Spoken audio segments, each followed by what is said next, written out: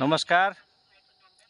हालै जेनजी आन्दोलनबाट उपलब्ध भएको हाम्रो अन्तरिम सरकार र त्यो सरकारमा रहेका सम्पूर्ण मन्त्रीमण्डलमा रहनुहुने हाम्रा आदरणीय व्यक्तित्वहरूलाई म के भन्न चाहन्छु भने हामी असाध्यै विकट गाउँको नागरिक हो र विशेष गरेर यहाँका सडक प्रमुख कुरा मानिन्छ। अहिले हामीलाई बत्तीको पनि आवश्यकता छैन भन्न खोजेको त होइन, बत्तीको अहम आवश्यकता छ, तर सडक चाहिँ मुख्य रहेका कारणले बत्ती सोलरले पनि हामीलाई वैकल्पिक सुविधा दिइराखेका बेलामा सडक चाहिँ महत्त्वपूर्ण कुरा हो।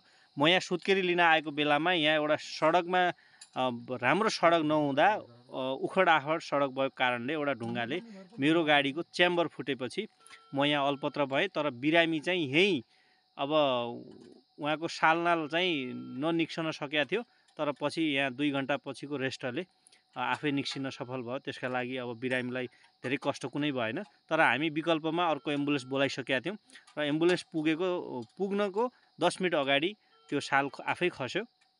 त्यसपछि हामीले पुनः त्यो बिरामीलाई हामीले स्वास्थ्य चौकी लगेर छोड्यौँ र अहिले हामी गाडी बनाउँदैछौँ। अब गाडी थोरै बाँकी छ, अब यी लागिराखेका छन् साथीहरू।